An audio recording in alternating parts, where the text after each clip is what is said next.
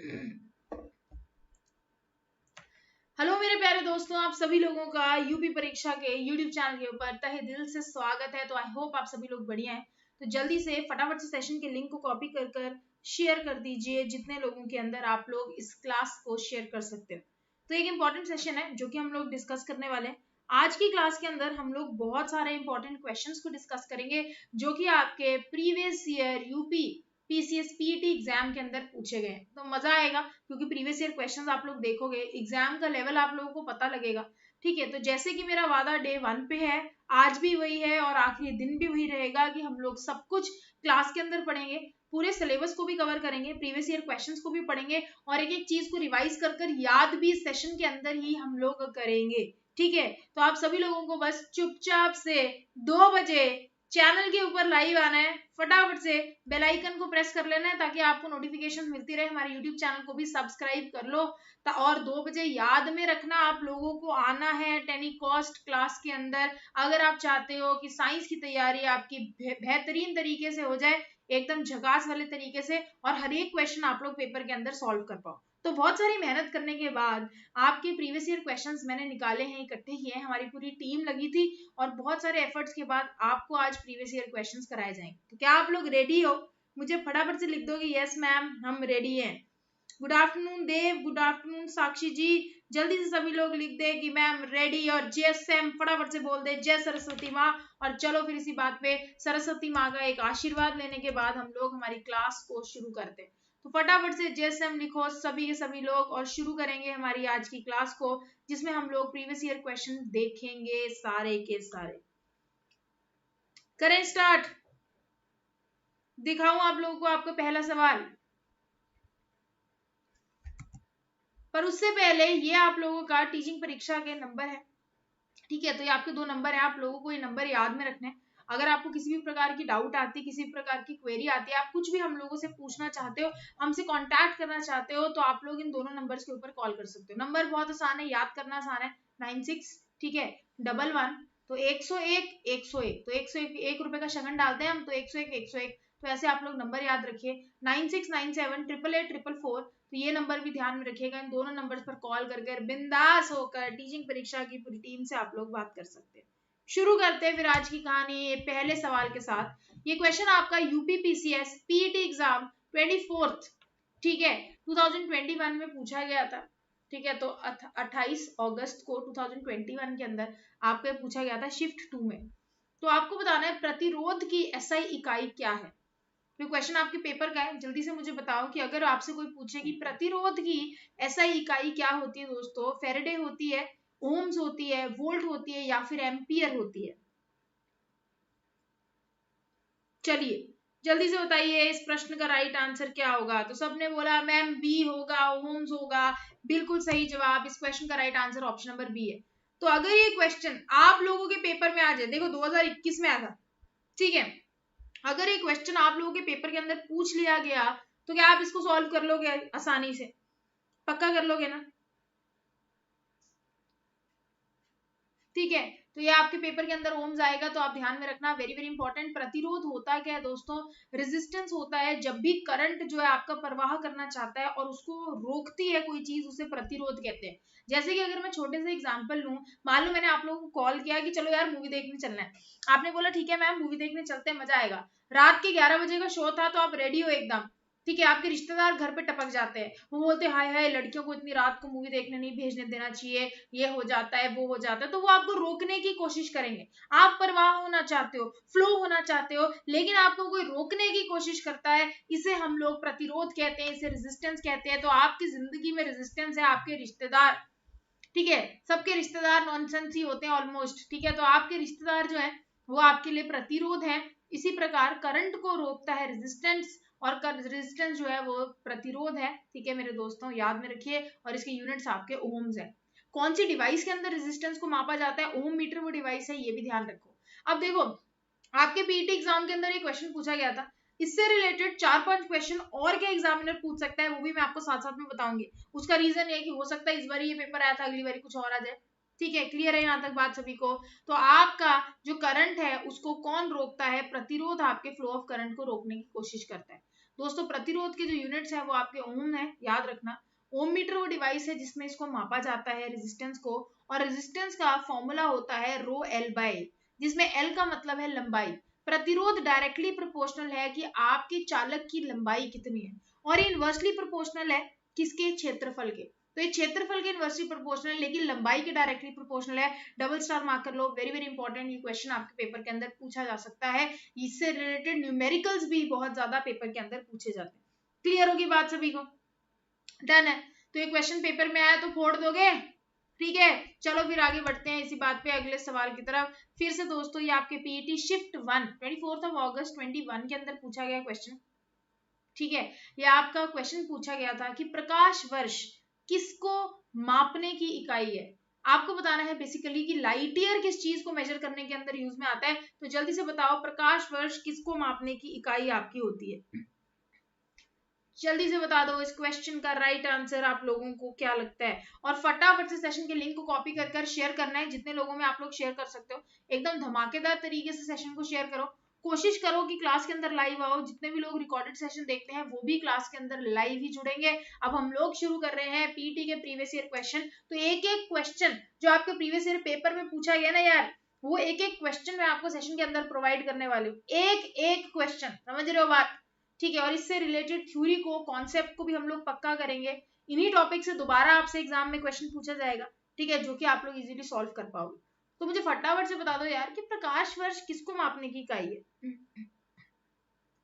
तो ऑलमोस्ट सभी लोग सी आंसर को वोट दे रहे हैं कि मैम इस क्वेश्चन का राइट आंसर सी है। सभी लोग क्या सी को आंसर देते हैं? सबको लगता है कि सी इस क्वेश्चन का राइट आंसर है। साक्षी ने 2 बार बोल दी कि मैम सी इस क्वेश्चन का राइट आंसर है। तो बिल्कुल सही ऑप्शन नंबर सी है। एक वर्ष में निर्वात में प्रकाश द्वारा चली गई दूरी को हम लोग लाइट ईयर कहते हैं। तो जो प्रकाश वर्ष होता है ना, वो डिस्टेंस को मेजर करता है, ठीक है। तो प्रकाश वर्ष आपके किसको मेजर करता है? दूरी को मेजर करता है, पॉइंट नंबर 1, ठीक है। आपके कितना प्रकाश जो है वो एक वैक्यूम के अंदर, निर्वात के अंदर कितना डिस्टेंस ट्रैवल करता है, उसे लाइट ईयर कहा जाता है, प्रकाश वर्ष कहा जाता है। तो ऑप्शन नंबर सी जो है वो इस क्वेश्चन का आपका राइट आंसर है। क्लियर है सभी लोगों को यहाँ तक कहानी? डन। तो डिस्टेंस के यूनिट होते हैं आपके लाइट ईयर, ठीक है। तो ये है आपके लाइट ईयर्स। अच्छा एक बात और, क्या आप लोगों को पीडीएफ चाहिए सेशन की? मान लो ये जो आपको पीईटी के प्रीवियस ईयर क्वेश्चन हम लोग कर रहे हैं, क्या आपको इसकी पीडीएफ चाहिए? अगर इसकी पीडीएफ चाहिए ना, तो वीडियो के नीचे कमेंट सेक्शन में लिख देना कि यस मैम हमें पीडीएफ चाहिए, और एक प्रॉमिस और कर देना नीचे कि हम लाइव आएंगे, आप पीडीएफ दे दो। हम मैक्सिमम स्टूडेंट्स को लाइव जोड़ेंगे, हम सेशन को शेयर करेंगे जितना हो सकता है, आप हमें पीडीएफ दे दो। तो एक एक प्रीवियस ईयर क्वेश्चन, एक एक चीज जो हम सेशन में पढ़ेंगे उसकी पीडीएफ आप लोगों को प्रोवाइड कर दी जाएगी, जिसको आप बाद में भी रिवाइज कर सकते हो। तो अब इतना चाहिए तो मेरे लिए भी तो मेहनत करनी पड़ेगी ना, देख लो आप, मर्जी आपकी, ठीक है। तो चलो अगला क्वेश्चन आपको बताना है, प्रतिबल मतलब स्ट्रेस के बारे में बात करें। प्रतिबल स्ट्रेस की एसआई इकाई क्या है? जो आपका प्रतिबल होता है उसकी एसआई इकाई दोस्तों क्या होती है? लोअर एग्जाम के अंदर, ठीक है, ये पूछा गया था आपके 30 सितंबर 2019 के अंदर शिफ्ट 1 में पूछा गया ये क्वेश्चन है आपका। मुझे जल्दी से बता दो कि आपकी प्रतिबल की इकाई क्या होती है। चलो सबने बोला यस मैम हम लोगों को पीडीएफ चाहिए, पर मेरे लिए आप क्या एफर्ट्स डालोगे वो भी तो इम्पोर्टेंट है। क्या आप मेरे सेशन को शेयर करोगे? पहले ये बताओ, क्या मैक्सिमम स्टूडेंट्स आप मेरे साथ जोड़ोगे लाइव? हमारे यूट्यूब चैनल को सब्सक्राइब करके बेल आइकन, देखो आपको उंगलियों का काम है, सिर्फ 3-4 बटन दबाने हैं, डन हो जाएगा काम, और आपको सब कुछ मिल जाएगा, ठीक है। तो अब आप देख लो यार, जहां पे आपको फायदा लगे वो चीज तो ले लेनी चाहिए। जल्दी से बताओ प्रतिबल स्ट्रेस की एसआई इकाई आपकी क्या है?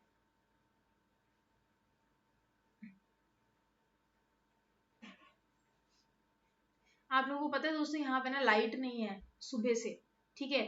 तो इन्वर्टर से क्लास ये चल रही है, बिल्कुल एसी भी नहीं चल रहा है, कुछ भी नहीं चल रहा है, इतनी ज्यादा गर्मी है, ठीक है। पंखे की आवाज भी इतनी, मतलब पंखा भी एकदम 0 लेवल पर है, फिर भी मैं आप लोगों की क्लास ले रही हूँ, आपके लिए जी जान लगा के मेहनत कर रही हूँ यार, लाइव आ जाया करो, ठीक है। मैं चाहती तो 2 मिनट के अंदर क्लास को ऐसे बोल सकती थी कि यार लाइट ही नहीं है, कैंसिल करवा सकती थी, क्योंकि यहाँ पे सच में मुझे खुद को नहीं पता कि किस टाइम पर इन्वर्टर बंद हो जाएगा और ये क्लास बंद हो जाएगी।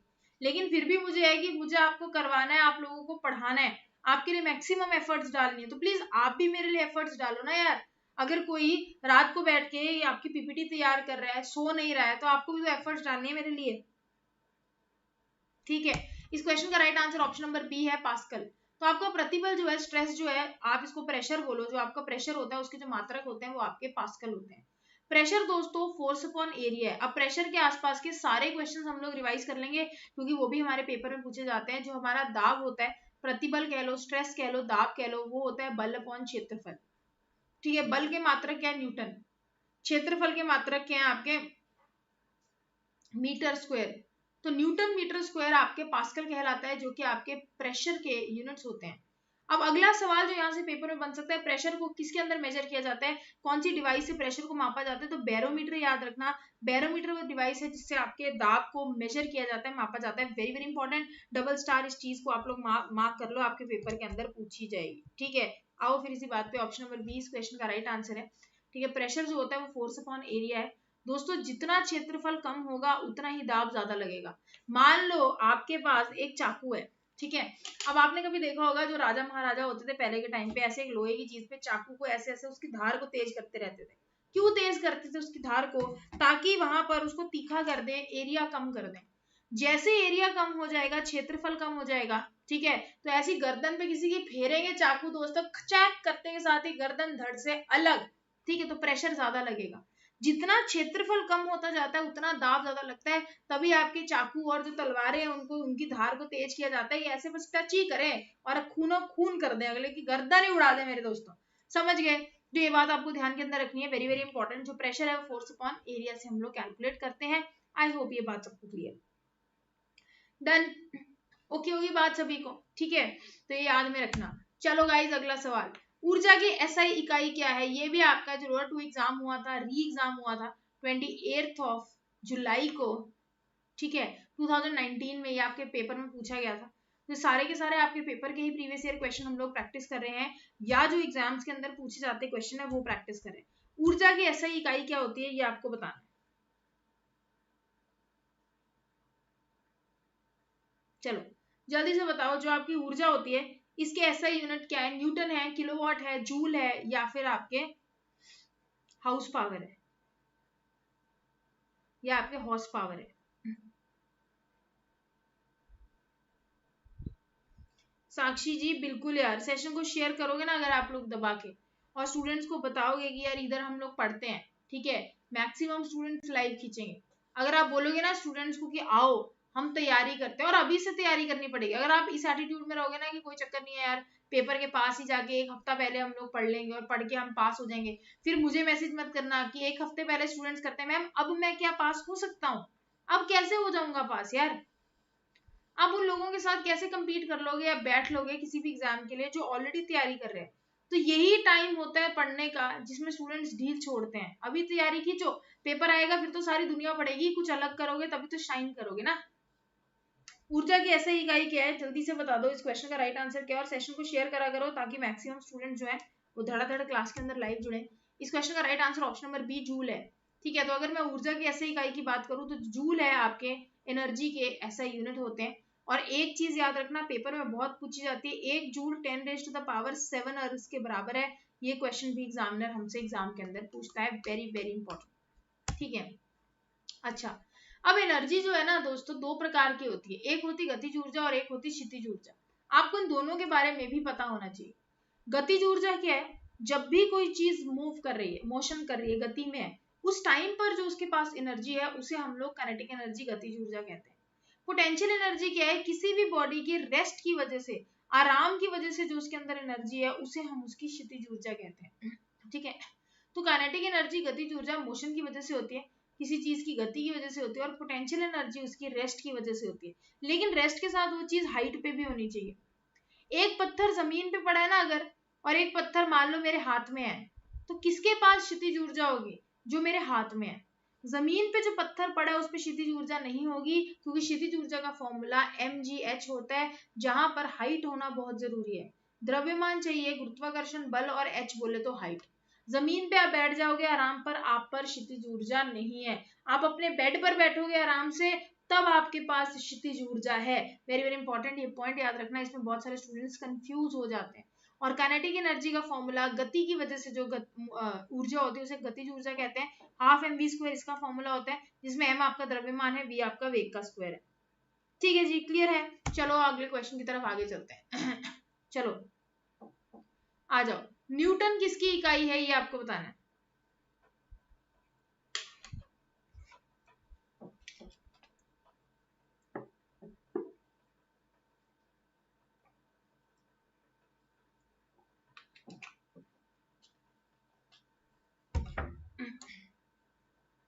जल्दी से बता दो कि न्यूटन किसकी इकाई है, चाल की, आयतन की, बल की, क्षेत्रफल की।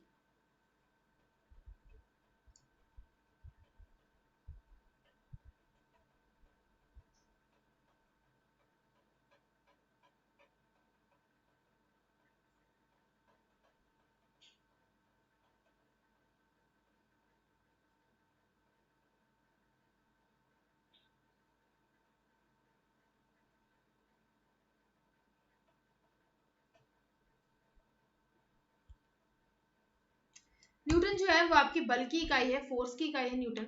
और एक न्यूटन 10⁻5 डाइन्स के बराबर होता है, ये बात भी हमें ध्यान में रखनी है।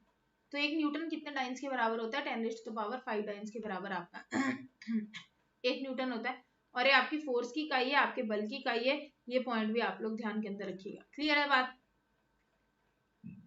फोर्स का फॉर्मूला बता सकते हो मुझे? बल का दोस्तों फॉर्मूला क्या होता है, आप में से किसी को पता है तो बल का फॉर्मूला चैट में लिख के बताओ।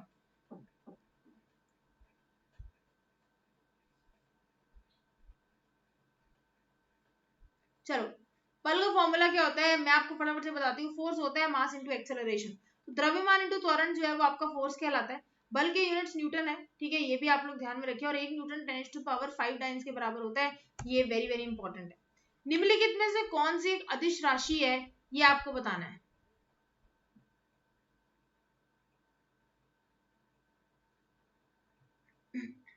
जो भी हम क्वेश्चंस कर रहे हैं सारे के सारे आपके प्रीवियस ईयर अच्छे अच्छे पेपरों में पूछे गए क्वेश्चंस हैं, और आपके पेपर में भी सेम ऐसे ही क्वेश्चंस पूछे जाएंगे। तो निम्नलिखित में से कौन सी एक अदिश राशि है, कार्य, बल, वेग की त्वरण?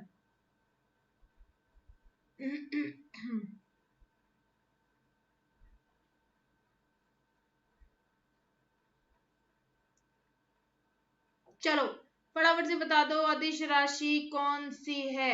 कार्य है, बल है, वेग है, या फिर त्वरण है?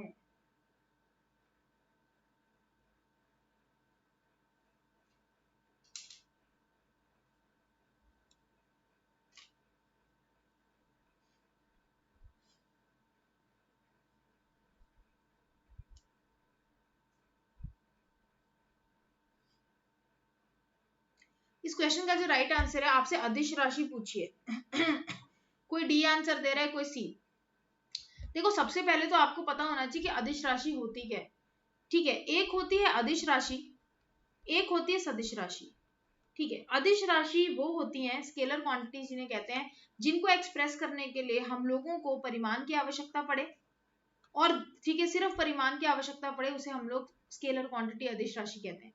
जिन भौतिक राशियों को एक्सप्रेस करने के लिए हमें परिमाण की आवश्यकता भी पड़े और डायरेक्शन की आवश्यकता भी पड़े, दिशा के बारे में भी बात करनी पड़े, उसे हम लोग वेक्टर क्वांटिटी कहते हैं। ठीक है, तो वेक्टर क्वांटिटीज वो हैं जिसमें हम लोग मैग्नीट्यूड और डायरेक्शन दोनों के अंदर बात करते हैं, और स्केलर क्वांटिटीज वो हैं सिर्फ और सिर्फ मैग्नीट्यूड देखा जाता है। जैसे फॉर एग्जाम्पल मैं आपको एग्जाम्पल देती हूँ, मान लो ये स्टूल है, मैंने बोला स्टूल को धक्का लगा दो 5 मीटर। अब मैंने आपको 5 मीटर बोला तो 5 मतलब एक परिमाण है, वैल्यू है, तो 5 मीटर आपने धक्का लगा दिया, ये एक स्केलर क्वांटिटी है। अगर मैं आपको बोलूं कि इस बॉक्स को धक्का लगाओ 5 मीटर राइट डायरेक्शन में या फिर लेफ्ट डायरेक्शन में, तो मैं अब मैग्नीट्यूड के साथ साथ डायरेक्शन की भी बात कर रही हूँ, दिशा की भी बात कर रही हूँ, तो ये आपकी एक सदिश राशि, एक वेक्टर क्वांटिटी है। दोस्तों जो कार्य होता है ना, ठीक है, ये आपकी अदिश राशि होती है। कार्य का सिर्फ मैग्नीट्यूड होता है, परिमाण होता है, इसकी कोई भी डायरेक्शन नहीं होती।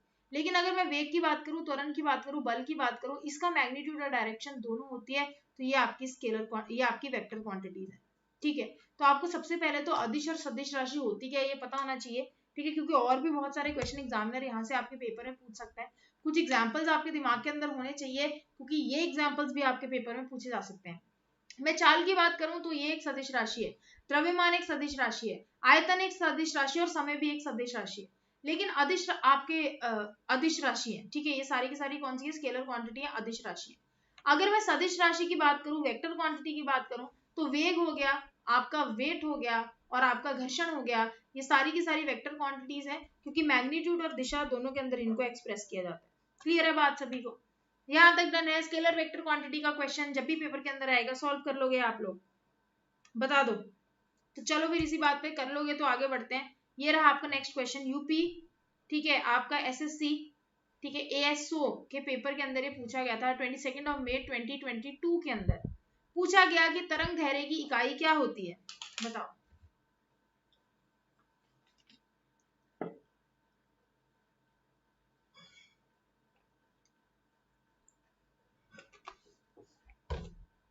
चलो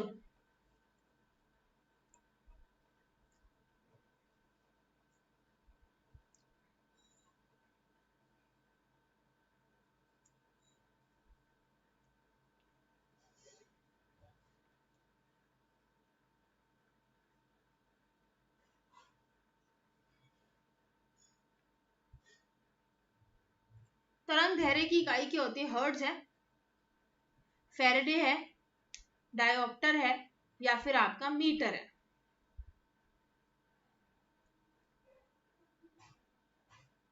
कुछ लोग ए कह रहे हैं, कुछ लोग बी कह रहे हैं। दिमाग लगाओ, क्या आप लोगों को पता है वेवलेंथ, तरंग धैर्य वेवलेंथ होती है, ठीक है। तो क्या आप लोग ये जानते हो कि इसमें क्या आया? वेव, और पीछे क्या आया? लेंथ। तरंग धैर्य, लेंथ के यूनिट्स क्या होते हैं? मीटर, है ना, कॉमन सेंस की बात है। लेंथ के यूनिट जब मीटर है तो वेव लेंथ के यूनिट भी तो मीटर ही होंगे। ऑप्शन नंबर डी इस क्वेश्चन का राइट आंसर है। सिर्फ रजनी शर्मा ने इस क्वेश्चन का राइट आंसर दिया और शिवम ने, बाकी सभी लोगों ने रॉन्ग आंसर दिया। तो सभी लोग ध्यान में रखेंगे, आपको जो मीटर है, ऑप्शन नंबर डी इस क्वेश्चन का राइट आंसर है। तरंग धैर्य की इकाई जो है वो आपकी मीटर होती है। तरंग धैर्य क्या है? एक वेव जो है, ठीक है, उसके दो शिखाओं के बीच में कितनी दूरी है, या फिर इसकी दो ग्रत के बीच में कितनी दूरी है, ट्रफ के बीच में कितनी दूरी है, उसे हम लोग वेव कहते हैं, ठीक है। तो वेव लेंथ मतलब एक तरंग की लंबाई।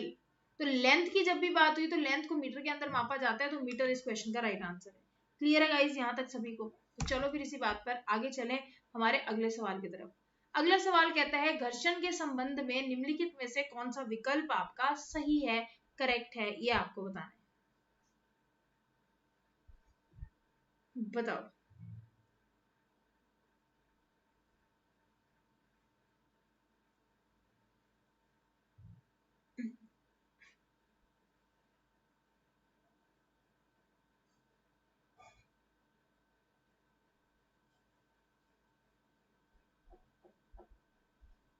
घर्षण के संबंध में निम्नलिखित में से कौन सा विकल्प आपका सही है?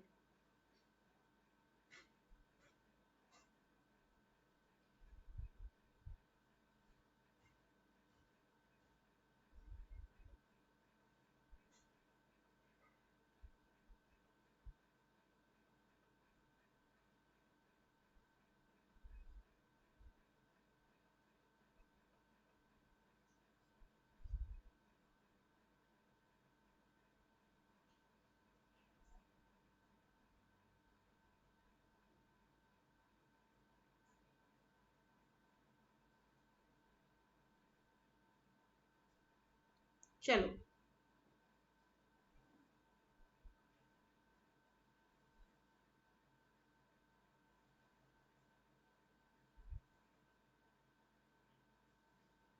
इस क्वेश्चन का right answer option number A है, घर्षण गति का विरोध करती है। तो ऑप्शन नंबर ए इस क्वेश्चन का राइट आंसर है। फ्रिक्शन जो है वो आपके क्या करती है? गति का विरोध करती है। तो जिस दिशा में दोस्तों, चलो सबसे पहले मैं आपको घर्षण के बारे में समझाती हूँ एक चीज। देखो, मान लो ये मेरा माउस है, ठीक है। अभी ये इसको मैंने क्या किया, माउस को, एक सेकंड रुको, ठीक है। अब इसको ना मैं मान लो अपने हाथ के ऊपर ऐसे चला रही हूँ फॉर एग्जाम्पल, ठीक है। जब भी दो चीजें एक दूसरे के साथ संपर्क में आएंगी, मेरा माउस हाथ के साथ कांटेक्ट में है, जब भी दो चीजें एक दूसरे के साथ संपर्क में आएंगी तब उनके अंदर फ्रिक्शन होगी। घर्षण क्या करती है? मैं आगे को गति लगा रही हूँ ना, तो घर्षण इस माउस को पीछे को खींच रही है, रोकने की कोशिश कर रही है कि गति ना हो। तो घर्षण जो है वो बल को रोकने की कोशिश करती है। अगर आगे की दिशा के अंदर, ठीक है, हम लोग गति कर रहे हैं तो विपरीत दिशा के अंदर आपका फ्रिक्शन लगेगा, आपका घर्षण लगेगा। ये बात आपको ध्यान के अंदर रखनी है, वेरी वेरी इंपॉर्टेंट। तो ये आपकी कैसी है? ऑपोजिट डायरेक्शन के अंदर होती है, ठीक है। ये हमेशा मोशन को रोकने की कोशिश करती है, ये गति को स्टॉप करने की कोशिश करती है, ये भी आप लोग याद रखो, ठीक है। क्लियर? आई होप ये बात सबको क्लियर है। तो अगला क्वेश्चन ये रहा, ध्वनि निम्नलिखित में से किस माध्यम में यात्रा नहीं कर सकती? तो आपको बताना है कि ध्वनि जो है वो निम्नलिखित में से किस माध्यम में यात्रा नहीं कर सकती। दो डिफरेंट एग्जाम्स के अंदर एक क्वेश्चन पूछा गया था, ठीक है, आपके पेपर में आएगा। मुझे फटाफट से बताओ कि किसके अंदर ध्वनि जो है वो यात्रा आपकी नहीं करती।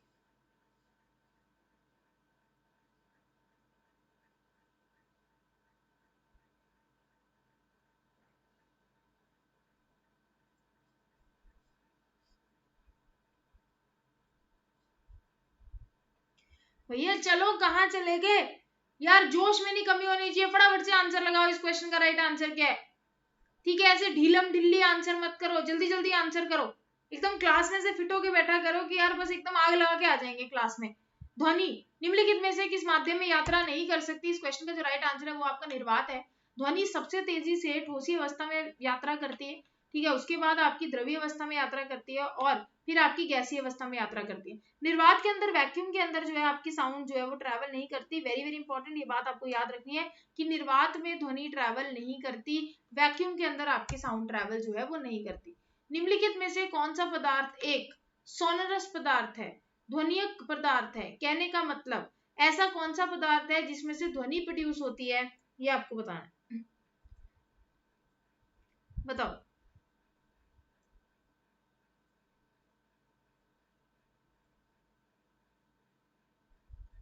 कौन सा पदार्थ एक ध्वनिक सोनरस पदार्थ है? लकड़ी है, पानी है, रबड़ है या फिर लोहा है?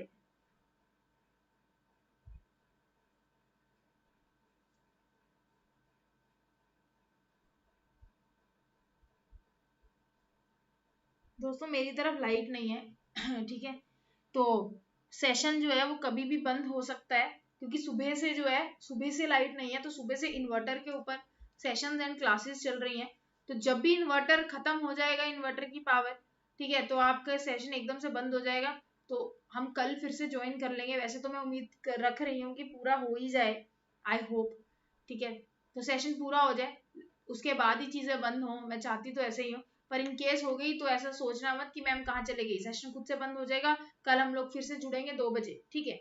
निम्नलिखित में से कौन सा पदार्थ एक सोनरस पदार्थ है? और इस क्वेश्चन का राइट आंसर है लोहा। अगर मैं लोहे के बारे में बात करूं तो लोहा एक सोनरस पदार्थ है, ठीक है। जो आपका लोहा होता है उसको अगर आप ठोकोगे तो ठक ठक ठक ठक आपकी आवाज आएगी। और ध्वनि वैसे भी सॉलिड के अंदर बहुत तेजी से ट्रैवल करती है, ठीक है, ये बात भी हमें ध्यान में रखनी है। तो ऑब्वियसली लोहा इस क्वेश्चन का आपका राइट आंसर होगा। तो लोहे के जो पार्टिकल्स होते हैं वो बहुत ज्यादा पास प्रेजेंट है। जितने पार्टिकल्स पास प्रेजेंट होंगे उतनी ज्यादा ध्वनि तेजी से ट्रैवल करेगी और उतना आप उसे ठोकोगे तो उसमें से आवाज आएगी, ठीक है, ये बात ध्यान के अंदर रखना। वैसे भी जो मेटल्स होते हैं ना, धातु, जितने भी धातु होते हैं, जितने भी मेटल्स होते हैं, सारे के सारे सोनरस होते हैं। उनको जैसे ही हम ठोकते हैं उसमें से बहुत ज्यादा साउंड प्रोड्यूस होती है। किस तापमान पर पानी का घनत्व अधिकतम होता है, ये आपको बताना है। चलो बताओ कौन सा वो टेम्परेचर है जिसमें जो पानी है उसका घनत्व जो है वो अधिकतम है? 0 डिग्री सेल्सियस पर, 100 डिग्री पर, 4 डिग्री पर या फिर 250 डिग्री सेल्सियस पर?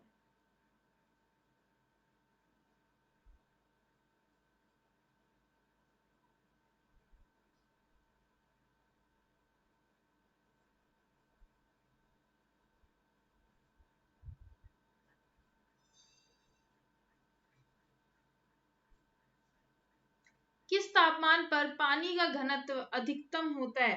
इस क्वेश्चन का राइट आंसर क्या है? सारे के सारे जल्दी से लगाओ फटाफट, और सेशन को यार शेयर करो। आपको चाहिए ना कि यूपीपीसीएस पीईटी के प्रीवियस ईयर क्वेश्चन कराऊं और डिफरेंट एग्जाम्स के प्रीवियस ईयर क्वेश्चंस भी आपको प्रैक्टिस कराऊं, ताकि आपका एकदम से सिलेबस टिच तैयार हो जाए। मैं एक प्रॉमिस आप लोगों से कर सकती हूँ, जो पढ़ाऊंगी एग्जाम के अंदर आएगा, ये बहुत बड़ा प्रॉमिस होता है, आपको दे रही हूँ मैं। जो भी पढ़ाऊंगी पेपर के अंदर आएगा, बस आपको ईमानदारी से लाइव जुड़ना है क्लास में, दैट्स इट। किस तापमान पर पानी का घनत्व जो है वो अधिकतम होता है? 0 degree Celsius, 100 degree Celsius, 4 degree Celsius या फिर 250 डिग्री सेल्सियस? तो इस क्वेश्चन का राइट आंसर है 4 डिग्री सेल्सियस। अगर मैं 4 डिग्री सेल्सियस की बात करूं तो 4 डिग्री सेल्सियस में पानी का जो घनत्व होता है वो आपका मैक्सिमम अधिकतम होता है, ठीक है। तो ये ऑप्शन नंबर सी इस क्वेश्चन का राइट आंसर है, ये आपको ध्यान रखना है, ठीक है। अगला सवाल, एक ऑब्जेक्ट, ठीक है, जिसमें से लाइट रेस नहीं पास कर सकती उसे हम क्या कहते हैं? पारभासी, ठीक है, पारदर्शी, उत्तल या फिर अपारदर्शी? ऐसी वस्तु जिसमें से प्रकाश की किरणें आर पार नहीं हो पाएंगी उन्हें क्या कहा जाता है?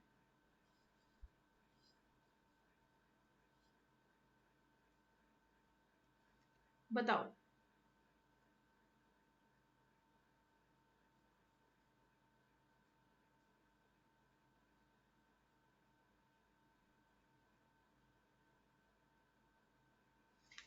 जिनमें से रे ऑफ लाइट पास नहीं करती उन ऑब्जेक्ट्स को हम लोग ओपेक ऑब्जेक्ट्स कहते हैं, अपारदर्शी कहते हैं। तो अपारदर्शी वो ऑब्जेक्ट होते हैं जिनमें से जो रे ऑफ लाइट है, प्रकाश की किरणें, वो आपकी पास नहीं करती। ठीक है। तो दोस्तों ट्रांसपेरेंट ऑब्जेक्ट होते हैं पारदर्शी, जिनमें से प्रकाश की किरणें आर पार हो जाती हैं।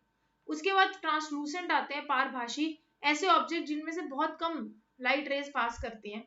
और फिर आते हैं आपके ओपेक ऑब्जेक्ट, जिनमें से लाइट पास करती ही नहीं है। ठीक है, ये बात ध्यान में रखना। अगला क्वेश्चन ये कहता है कि मानव हृदय में कितने प्रकोष्ठ होते हैं? ह्यूमन हार्ट में कितने चेम्बर्स होते हैं? कितने मेरे दोस्तों कोष्ठ कह लो, आपके मानव हृदय में कितने कोष्ठ हैं बताओ।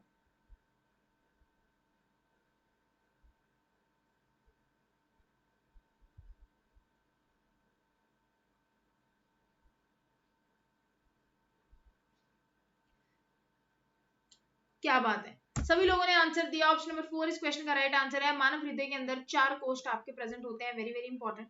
ठीक है, तो 4 कोष्ठ जो है वो हमारे किसमें प्रेजेंट होंगे? मानव हृदय के अंदर। ह्यूमन हार्ट 4 चेम्बर्ड हार्ट है।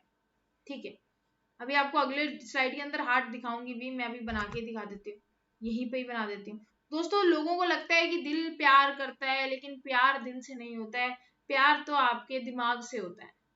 ठीक है, दिल के अंदर 4 आपके कोष्ठ प्रेजेंट होते हैं। ठीक है, आपकी ये लेफ्ट आर्ट्रियम है, लेफ्ट आलिंद, ये आपका लेफ्ट विले है, लेफ्ट वेंट्रिकल, लेफ्ट विले। ठीक है, आपका इसी प्रकार से राइट आलिंद होता है और आपका राइट विले होता है। ठीक है, क्लियर है? तो ये आपको याद रखना है कि हृदय के 4 कोष्ठ हैं। Normal diastolic pressure human body का कितना है? मतलब आप अगर उसका मतलब किसी व्यक्ति का प्रेशर मापते हो तो नॉर्मल प्रेशर, डायस्टोलिक पूछा है, याद रखना। मानव शरीर में सामान्य डायस्टोलिक दाब कितना होता है, ये आपको बताना है। जल्दी से बताइए क्या लगता है इसका राइट आंसर होगा।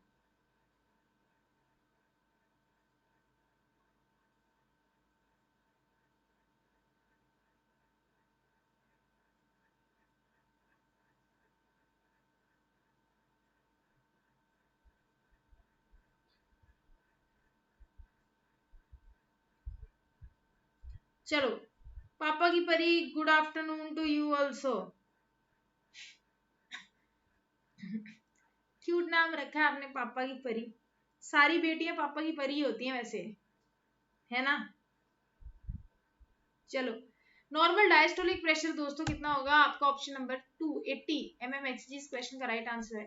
देखो, सिस्टोलिक प्रेशर होता है ऊपर का प्रेशर, ठीक है, 120 mmHg, इसे सिस्टोलिक प्रेशर कहते हैं। ठीक है, जब आपका हार्ट कंप्रेस कर रहा होता है उसे सिस्टोलिक प्रेशर कहते हैं, 120 mmHg। इस टाइम इसको, इससे ऊपर अगर आपका ब्लड का प्रेशर होगा तो आप बोलोगे कि आपको एक व्यक्ति को हाई बीपी की बीमारी है। और नीचे जो डायस्टोलिक प्रेशर है वो है आपका 80 mmHg। तो 80 mmHg आपका डायस्टोलिक प्रेशर है। 80 mmHg पर इससे नीचे का जो भी प्रेशर होता है, इसमें एक व्यक्ति को लो बीपी होता है, लो ब्लड प्रेशर। ठीक है, तो आपका जो नॉर्मल बीपी है वो 120 से 80 के बीच के अंदर रहता है। आई होप क्लियर है सबको। तो ऑप्शन नंबर 2 इस क्वेश्चन का राइट आंसर है। ये हृदय के देखो 4 मेरे दोस्तों कोष्ठ है, left atrium, right atrium, left ventricle और राइट वेंट्रिकल। ठीक है, क्लियर? तो आपका हार्ट जो है, इसका काम क्या होता है? ऑक्सीजनेटेड रक्त को पंप कर कर डिफरेंट डिफरेंट बॉडी पार्ट्स में पहुंच जाना, ताकि बॉडी पार्ट में पहुंचकर माइट्रोकॉन्ड्रिया में ये ऑक्सीजन पहुंचे, यहाँ पर फूड का ब्रेकेज हो, आपका भोजन टूटे और हमारी एनर्जी रिलीज हो, हमें ऊर्जा मिल जाए। ठीक है जी, क्लियर है सबको? अगला सवाल, डैश को powerhouse of the cell कहते हैं। दोस्तों किसको जो है powerhouse of the cell कहा जाता है, ये बताओ।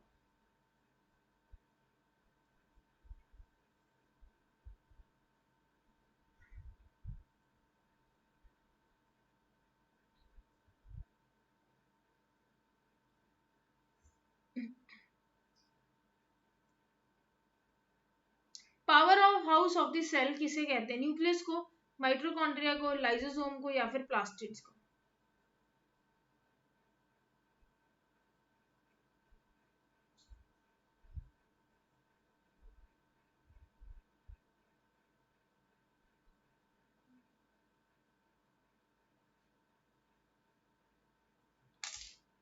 इस क्वेश्चन का right answer option number 2 mitochondria है।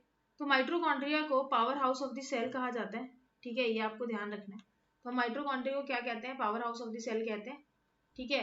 क्यों, क्योंकि माइटोकॉन्ड्रिया जो है वो एनर्जी प्रोड्यूस करता है, ये ऊर्जा एटीपी की फॉर्म में प्रोड्यूस होती है, तो इसीलिए हम इसे powerhouse of the cell कहते हैं। डन होगी बात, सबको क्लियर है। इकोलॉजी किस चीज की स्टडी है दोस्तों, ecology is the study of, बताओ।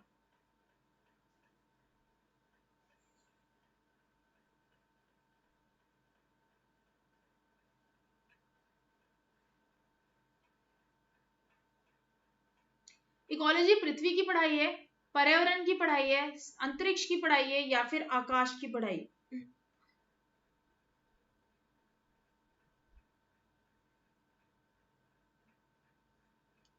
इकोलॉजी दोस्तों आपका ऑप्शन नंबर 2 इस क्वेश्चन का राइट आंसर है, इन्वायरमेंट की पढ़ाई है, ठीक है। और 5 जून को वर्ल्ड इन्वायरमेंट डे मनाया जाता है, ये भी आपको याद रखना है। अर्थ से आपकी 22 अप्रैल को वर्ल्ड अर्थ डे मनाया जाता है, ये भी ध्यान में रख सकते हो आप लोग, ठीक है। स्पेस से याद रखना, इंडियन स्पेस रिसर्च ऑर्गेनाइजेशन, इसके हेडक्वार्टर्स बेंगलुरु के अंदर प्रेजेंट है, ये भी आपके पेपर में पूछा जा सकता है, वेरी इंपॉर्टेंट, ठीक है। और आकाश से क्या याद करोगे, आकाश का सूनापन, ये गाना याद कर लो ठीक है मेरे दोस्तों। आकाश जो है एटमॉस्फेयर का पार्ट है। और टेस्मेटी अगर मैं बात करूं तो ये आपकी 5 परतें हैं वायुमंडल की। टी बोले तो ट्रोपोस्फियर शोभमंडल, एस स्ट्रेटोस्फियर समताप मंडल, एम मध्यमंडल मीजोस्फियर, टी थर्मोस्फियर और ई एक्सोस्फियर।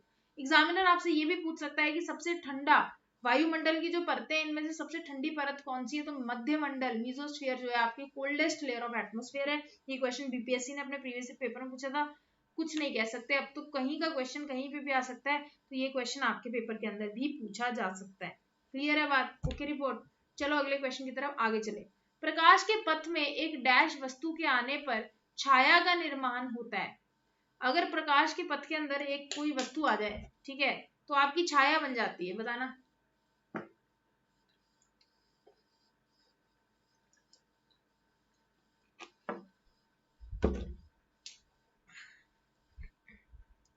जो भी हम क्वेश्चंस कर रहे हैं ना दोस्तों, ये डिफरेंट डिफरेंट पेपरों में पूछे हुए क्वेश्चन हैं, ठीक है। तो आपको बहुत ज्यादा हेल्प करने वाले हैं क्वेश्चन, क्योंकि बहुत अलग अलग एग्जाम्स के अंदर पूछे हुए क्वेश्चन है। आपके पेपर में भी कुछ इसी प्रकार के प्रश्न पूछे जाएंगे। तो फटाफट से बताओ, प्रकाश के पथ में डैश वस्तु के आने पर छाया का निर्माण होता है, कैसे प्रकार का वस्तु प्रकाश के पथ में आ जाएगा तो छाया बन जाएगी आपकी।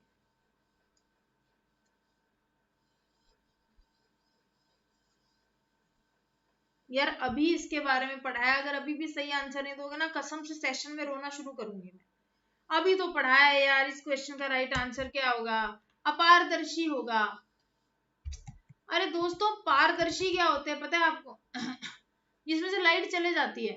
अब प्रकाश की किरणें, मान लो आप ग्लास को रख दो और इसमें से ग्लास में से लाइट पास होगी तो क्या छवि बनेगी यार, छवि ओपेक ऑब्जेक्ट की छवि बनती है। अब इस लड़की में से प्रकाश की किरणें पास नहीं हो सकती, ओपेक ऑब्जेक्ट है, अपारदर्शी है, तो इसकी इमेज बनेगी, इसकी मतलब छवि बनेगी, इसकी छाया बनेगी। जिसमें से लाइट पास हो जाएगी उसकी छाया बनती है क्या कभी, यार आप मुझे खुद बताओ। नहीं, छोटा सा सोच के देखो अपने दिमाग से कि जिसमें से लाइट पास हो जाती है क्या उसकी छाया बनती है। ऑप्शन नंबर डी इस क्वेश्चन का राइट आंसर है गाइस, थोड़ा सा दिमाग को खोलने का है, ठीक है। चलो, ब्रॉन्ज कौन से दो मेटल्स का मिक्सचर है, ये आपको बताना है।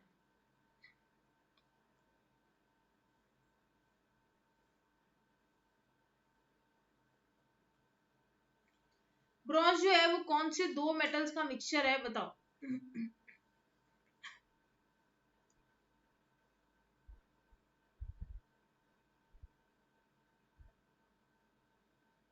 ठीक है, जल्दी बताओ।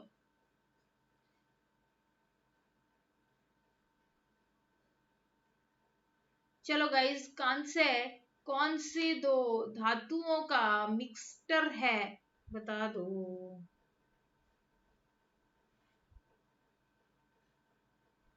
इस क्वेश्चन का जो राइट आंसर है, ठीक है, वो है आपका ऑप्शन नंबर 2 कॉपर और टिन। कॉपर और टिन से मिलकर आपका ब्रॉन्ज बनता है, कांस्य बनता है, और ब्रास कॉपर और जिंक से मिलकर बनता है। पीतल की अगर कोई बात करे तो पीतल कॉपर और जिंक से मिलकर बनेगा, और कॉपर और टिन से मिलकर आपका कांस्य बनता है, ठीक है, ब्रॉन्ज बनता है। ये आपको ध्यान के अंदर रखना है कि क्वेश्चन भी एग्जामिनर हमसे पेपर में पूछ लेता है।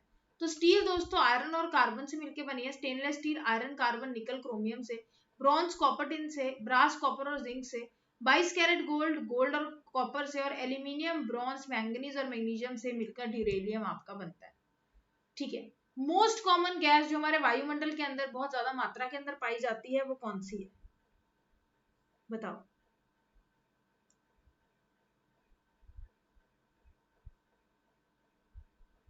मोस्ट कॉमन गैस जो फाउंड होती है हमारे एटमॉस्फेयर में अबंडेंस में, वो ऑक्सीजन है, हाइड्रोजन है, नाइट्रोजन है, या फिर कार्बन डाइऑक्साइड है।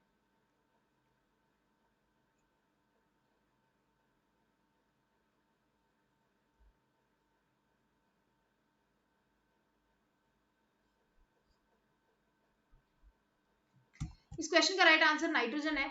78% वायुमंडल में आपकी नाइट्रोजन प्रेजेंट है, तो मोस्ट अबंडेंट गैस जो पाई जाती है वो आपकी नाइट्रोजन गैस है 78%।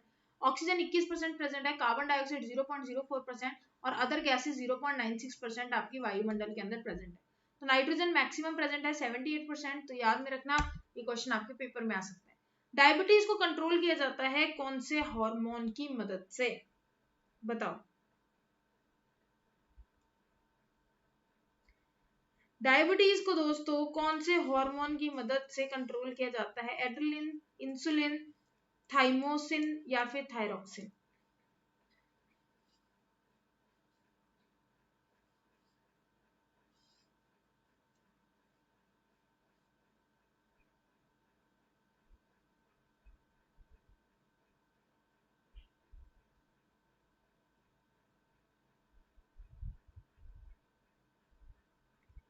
डायबिटीज को कंट्रोल किया जाता है इंसुलिन की मदद से। ठीक है, तो इंसुलिन की मदद से डायबिटीज को कंट्रोल करते हैं। जब रक्त के अंदर शुगर बहुत ज्यादा मात्रा बढ़ जाती है ना, ठीक है, तो उसको आपका डायबिटीज मधुमेह कहा जाता है। तो आपकी पैनक्रियास द्वारा इंसुलिन रिलीज होता है जो ब्लड के शुगर को अवशोषित करने में मदद करता है।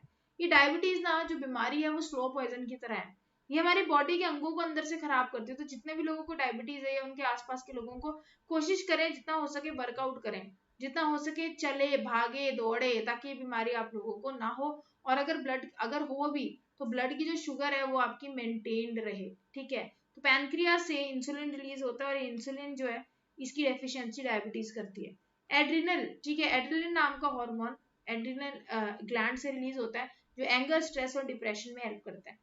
पुष्प ग्रंथि आपकी टेस्टिस, ओवरीज, थायराइड और एड्रिनल में से आपकी पिट्यूटरी ग्लैंड है। ठीक है, पुष्प ग्रंथि है जो ये सारी चीजों को ऑर्डर देती है कि भैया सही समय आ गया, फटाफट से हार्मोन रिलीज कर दो। दोस्तों एग्जामिनर ये भी पूछेगा कि मास्टर ग्लैंड कौन है, तो पिट्यूटरी ग्लैंड आपका मास्टर ग्लैंड कहलाता है। Master of master, Kandi master, ये आपका मास्टर ग्लैंड कहलाता है। ठीक है, टेस्टिस क्या करती है, विर्शन टेस्टोस्टेरोन नाम के हार्मोन को रिलीज करती है जिससे बॉयज के अंदर चेंजेस आते हैं, जैसे उनका सेक्स ऑर्गन का बढ़ना, हेयर की ग्रोथ होना, शुक्राणु की प्रोडक्शन होना। ओवरीज एस्ट्रोजन नाम के हार्मोन को रिलीज करते हैं जो गर्ल्स के अंदर चेंजेस होते हैं, हेयर ग्रोथ हो जाना, ठीक है, उनके अंडर आर्म्स के अंदर, सेक्सुअल ऑर्गन्स के अंदर, या फिर एग्स की प्रोडक्शन होना ओवरीज में। और थायराइड ग्लैंड थायरोक्सिन नाम के हार्मोन को रिलीज करता है। अगर थायरोक्सिन हार्मोन रिलीज ना हो तो एक व्यक्ति को गोइटर नाम की बीमारी हो जाती है।